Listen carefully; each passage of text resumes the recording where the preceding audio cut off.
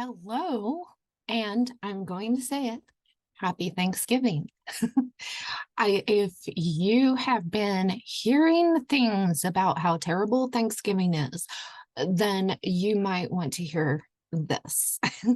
I am Dawnita from prairie-trail.com, and I help bridge the gap between news and conspiracy theories and helping you and your family become more prepared and live more sustainably in a common sense way. So, I am glad to have you today. And today I am going to talk about Thanksgiving. I've heard a lot of things just through the last several years. Oh, Thanksgiving's bad too. It's like everything is pagan. We're finding out now that everything that we grew up, definitely here in America, everything we grew up with is pagan or Masonic or whatever. Everything's bad. Everything's bad. Is there anything that is good anymore?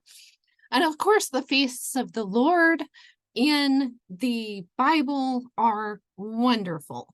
They're wonderful. But does that mean that there's not any other time that we can celebrate? I don't believe that's the case at all. As a matter of fact, there were several times in the Bible that, they got the fatted calf out and had a celebration.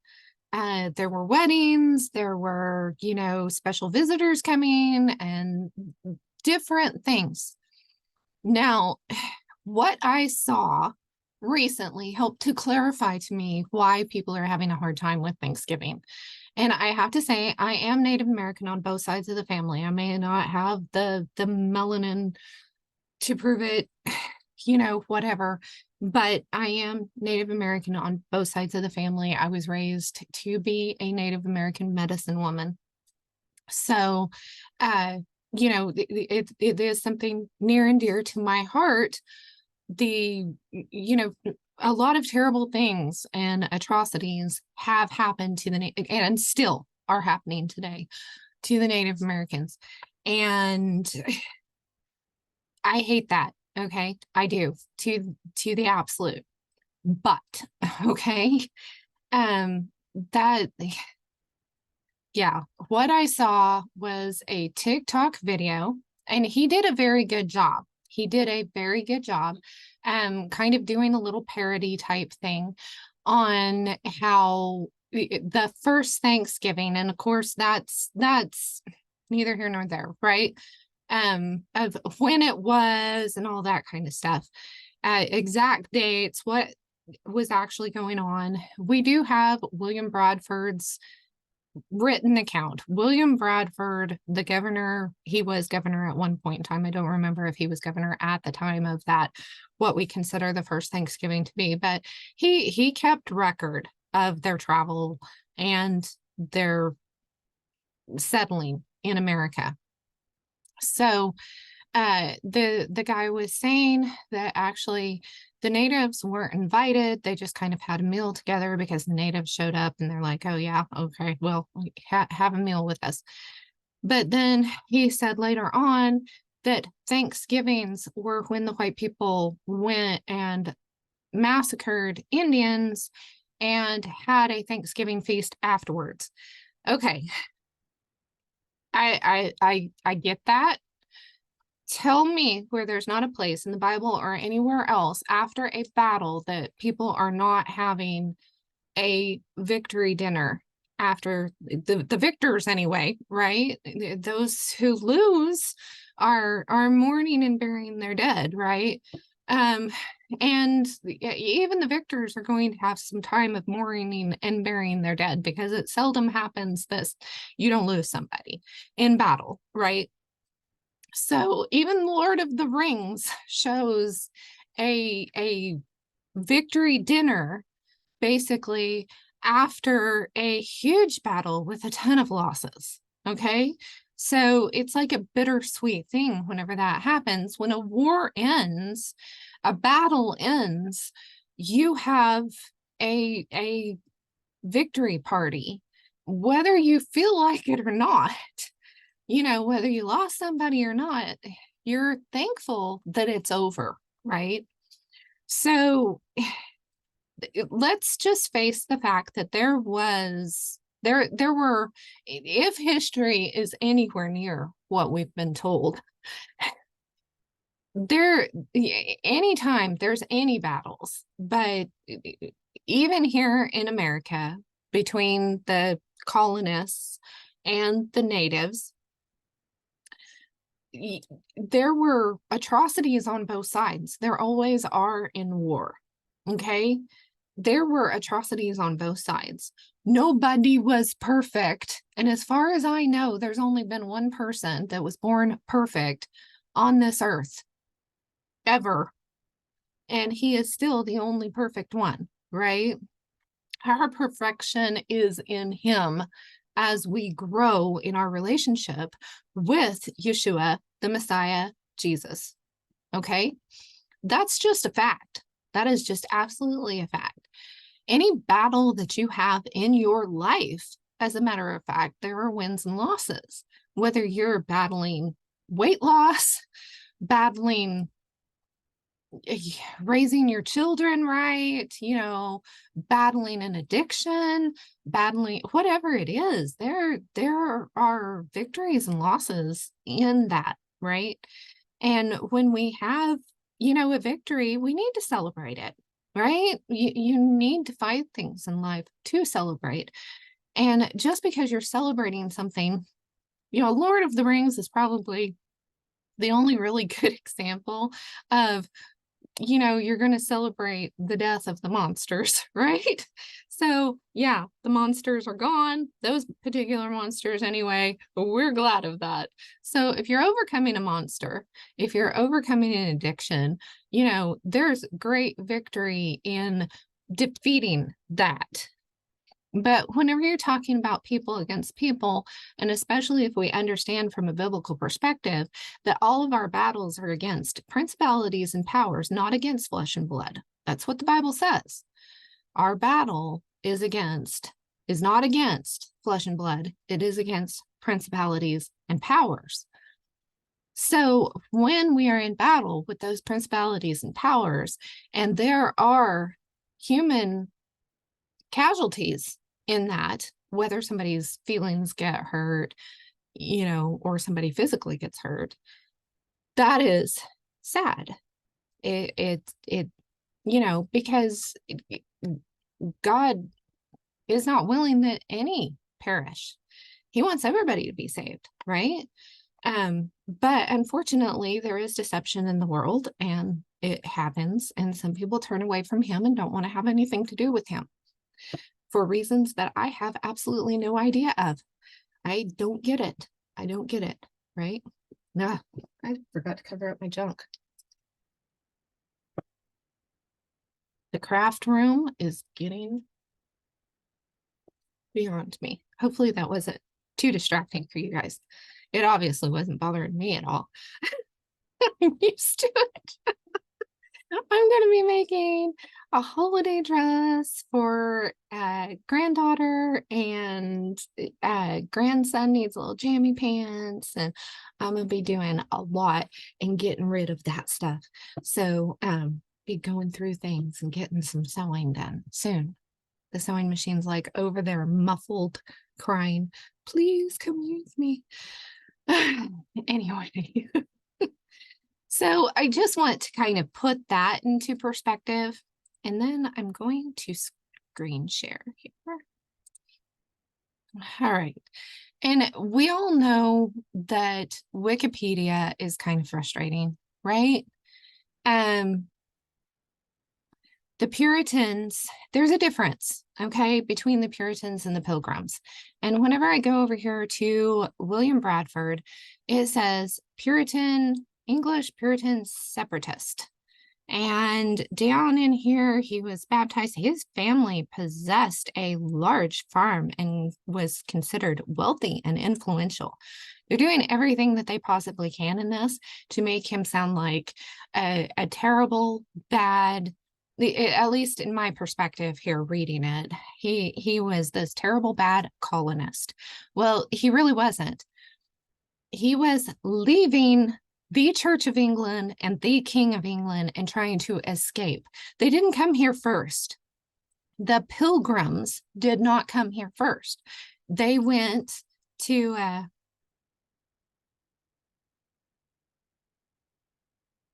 Dutchland.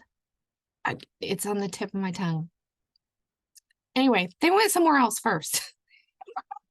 Oh my goodness. Yeah, it just left me. Where did he go? Where did he go? He went Netherlands. Ah, good grief. They went to the Netherlands first, okay, to try to get away from things.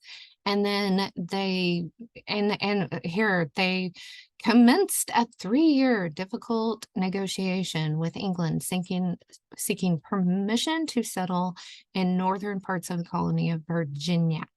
Okay, but they ended up Plymouth Rock, right? Okay, there is a difference. And John Bunyan, who is the most celebrated author other than biblical authors, sold the most books, last I knew, of the Pilgrim's Progress. The Allegory of Pilgrim's Progress is an amazing, amazing, amazing book. If you have not read that with your children and grandchildren, please do. Get the audio, get the book, do whatever.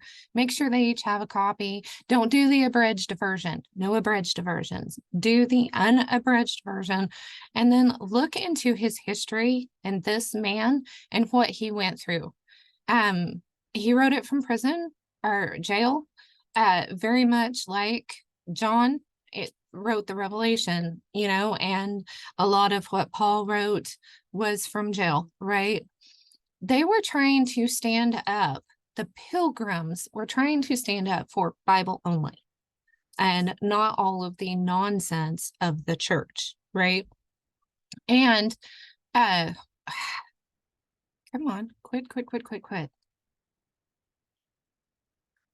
The well, that wasn't exactly what I wanted either. I hope that there we go. Okay. Now, Zoom likes to get up here at the top where I'm trying to handle the stuff here, and it gets in the road. But anyway, right here I just Googled Puritans, and it came up, right? Puritans versus Pilgrims. And so they know, okay, and this is PBS. And it says, unlike the Pilgrims who left 10 years earlier, the Puritans did not break with the Church of England, but instead sought to reform it, is what they're saying.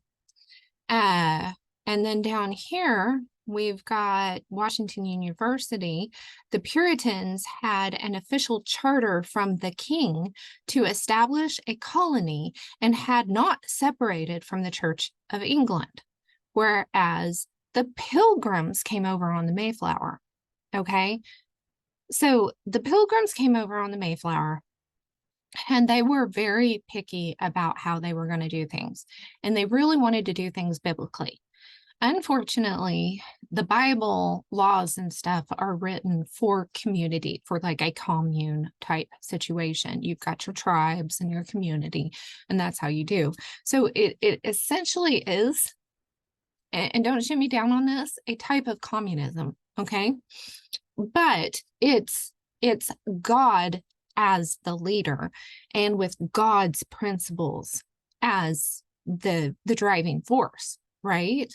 And then under that, everybody lives in brotherly love. That's how it's supposed to work, right?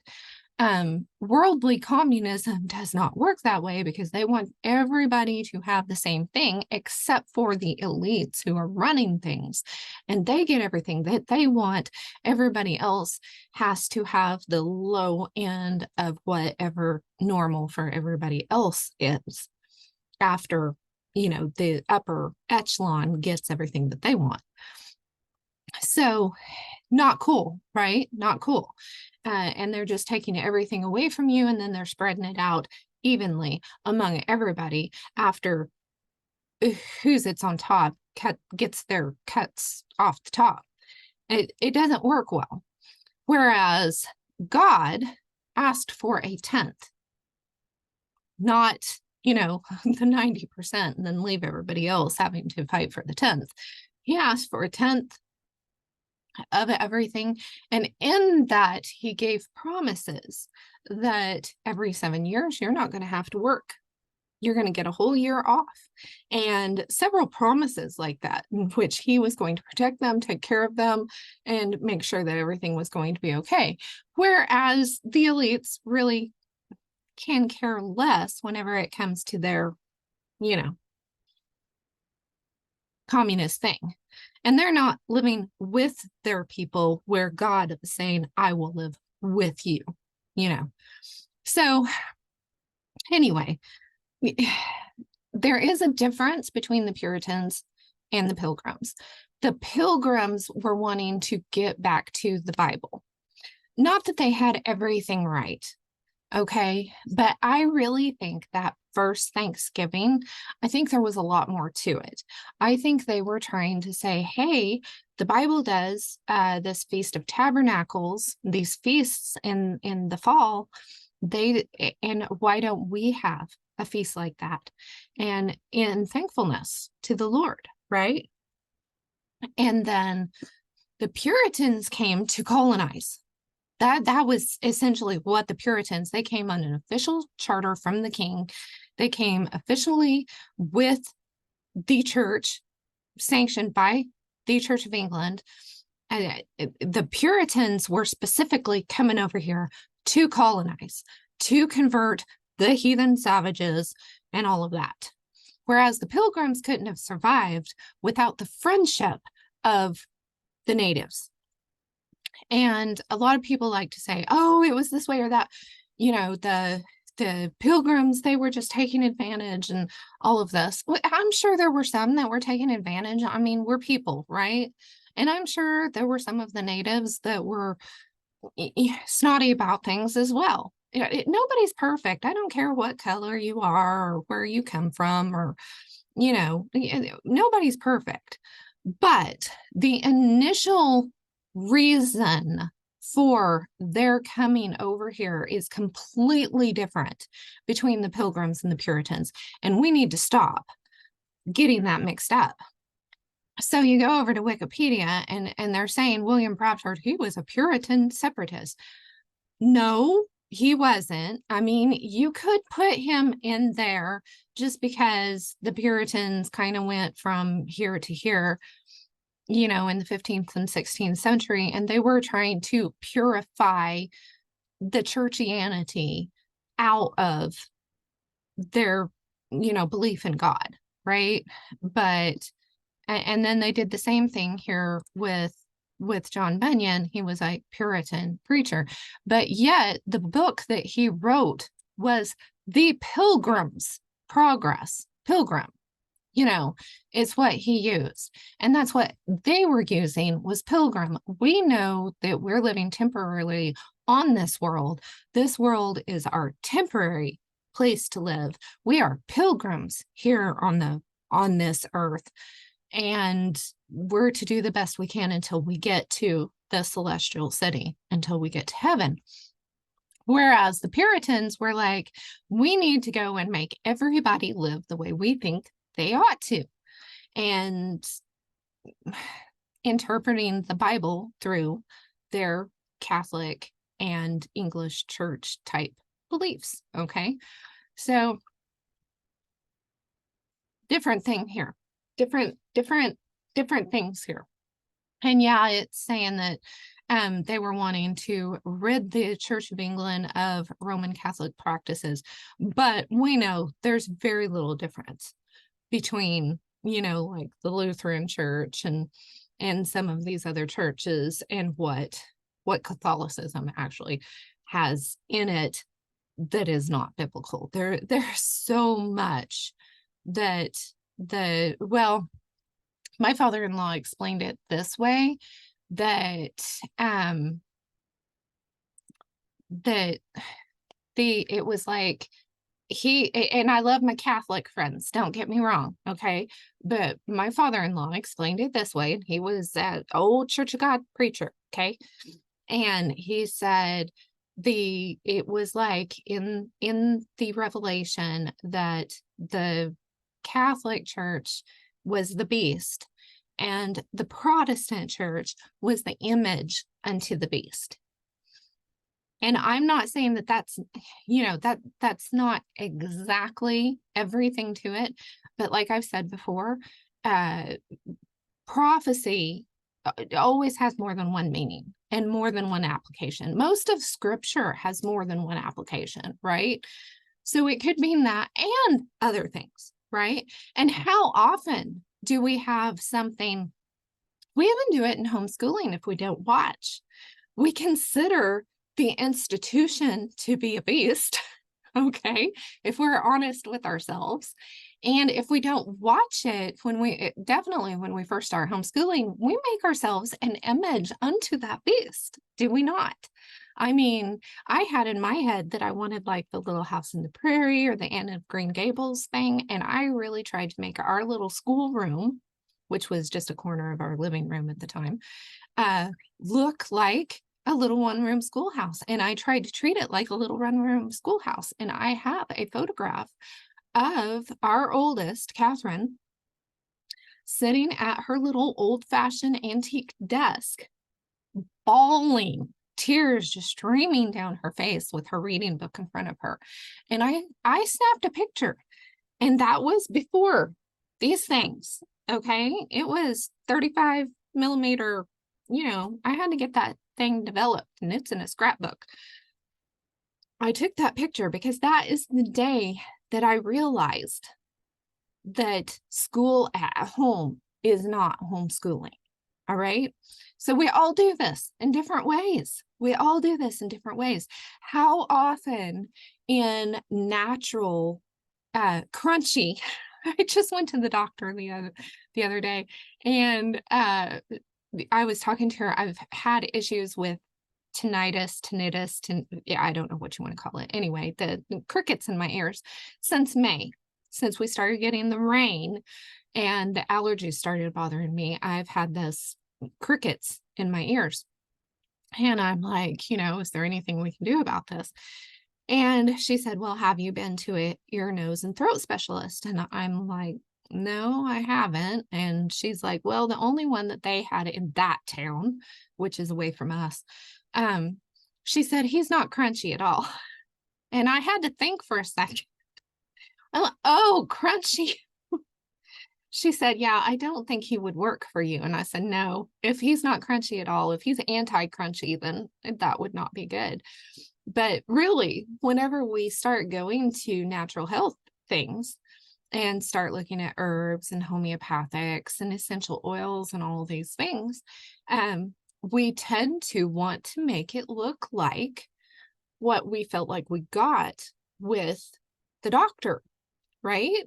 So you come down with some sinus infection or something, and you're wanting a treatment that's going to have you better in 3 days, right? Because that antibiotic, within a couple of days, you're better, right? Or sometimes anyway, depending on what it is. And so you want something that's going to just make you better in no time at all.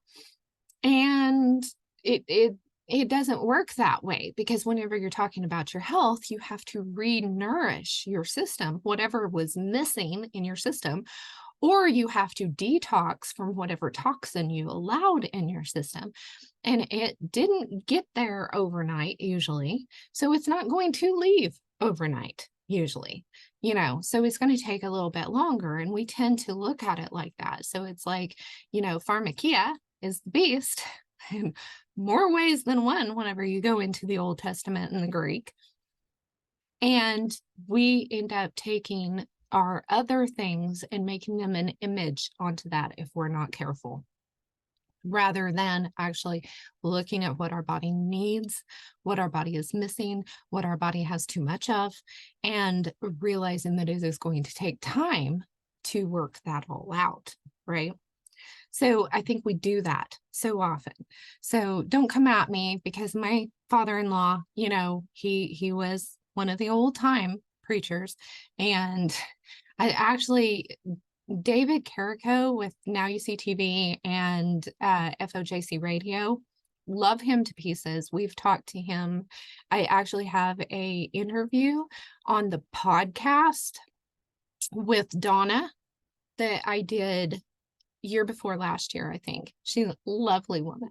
But we've talked to them on the phone and stuff, and lovely, lovely people. And David Carrico reminds me of Paul's dad, and just love that. But there are times that David goes off on old preacherisms that, I don't always agree. Of course, I don't always agree with everything that I think. I'm always arguing with myself. And if you've been here for very long, you know that. I've told you guys that before. I very often disagree with myself. But that's how we learn, right? We need to be willing to learn new things, be willing to accept when we're wrong. We need to be willing to, grow. That's part of growing, is realizing you're not always going to be right. And sometimes, we're learning, right? We're learning. So anyway, I just wanted to go into that, and oops, hit the wrong thing.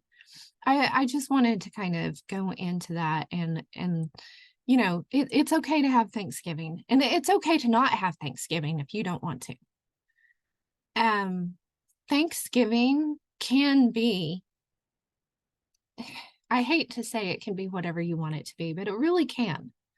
You can have a Thanksgiving meal any time of the year, and you don't need somebody telling you that it's ungodly or unbiblical or heathen or colonistic or whatever, or pagan or Masonic or whatever, because you're having a meal in Thanksgiving. Okay. We fast in repentance and atonement. We should feast in Thanksgiving always. How many times does the Old and New Testament talk about Thanksgiving, giving thanks? We are supposed to give thanks. How often does it talk about, feasts, or getting out the fatted calf and breaking bread with each other? And Yeshua said, do this in remembrance of me. Break the bread and share we do grape juice, sparkly grape juice. We don't do wine, but share it and have this feast and enjoy this time together and have this fellowship together. And, in America, if it makes you uncomfortable to have Thanksgiving, fine, don't do it. But don't not have a Thanksgiving meal sometime. That's probably what Sabbath should be every single week, right? Is a meal of Thanksgiving. So I don't care when you do it, how you do it, or what, but have a victory dinner every once in a while over the victories that you have, and if it's weight loss and you're having a victory over weight loss and you want to have some kind of a victory, have a party. Maybe you don't want to have cake or whatever, if that is going to be a problem, you're going to fall off the wagon, but you can do something, right?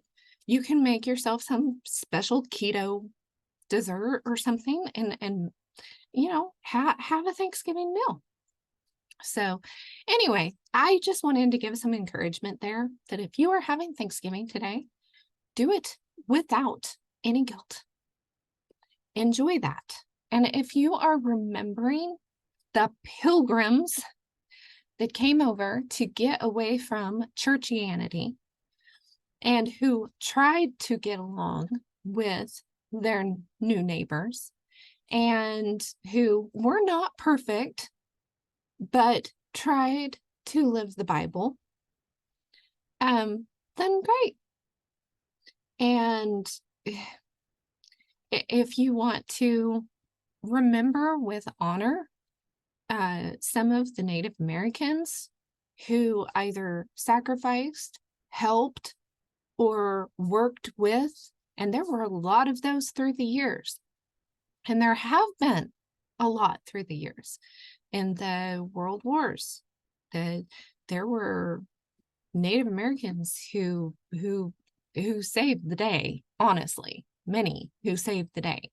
I had a Native American grandfather who was in the military and served, and amazing man. Okay. So and yeah, so let's be thankful. We've got a lot of things to be thankful for. There's a lot of harsh reality in the world today that's getting worse. And we know, I mean, I really feel like the Lord's coming back soon, and I'm thankful for that. And I'm looking forward to the marriage supper of the Lamb. So I'm just going to enjoy this day with my family. And I hope that you have a nice day, whether you are feasting or not.